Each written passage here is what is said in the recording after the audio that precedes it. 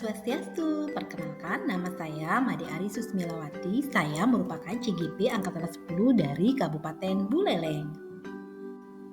Pada kesempatan kali ini, saya akan memaparkan koneksi antar materi modul 1.1 dengan modul 1.2. Koneksi antar materi ini saya sajikan dengan model refleksi 4P, yaitu peristiwa, perasaan, pembelajaran, dan penerapan.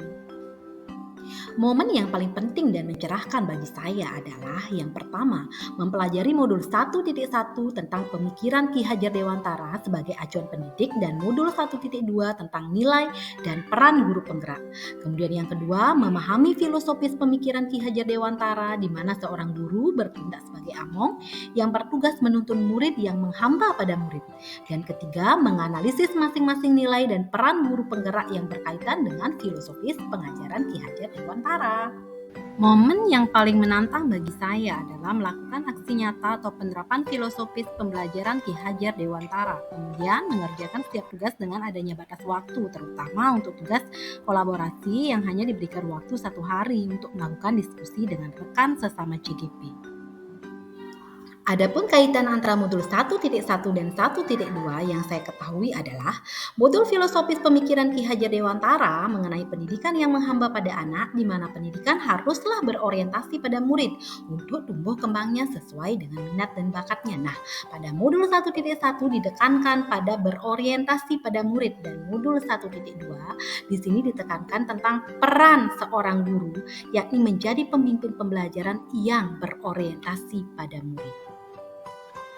Saat momen itu terjadi, saya merasa bagaikan gelas yang semula kosong menjadi terisi sedikit demi sedikit sampai gelas tersebut penuh.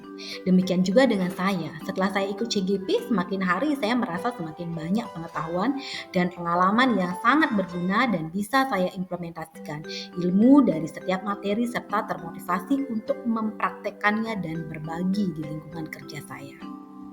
Sebelum momen itu terjadi, saya selalu berpikir bahwa saya adalah seorang guru yang biasa, yang memiliki orientasi bahwa pembelajaran yang baik adalah murid yang duduk diam mendengarkan dan guru sebagai pusat pembelajaran.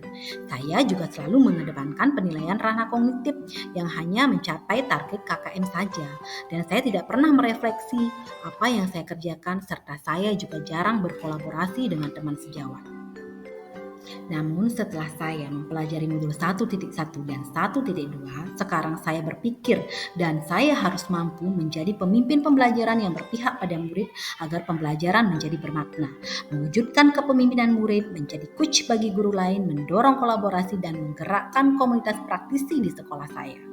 Adapun penerapan rencana pengembangan diri yang saya lakukan mulai dari sekarang adalah berpihak pada murid, bersikap among atau menuntun, lebih inovatif dan menciptakan hal baru dan berani berkarya.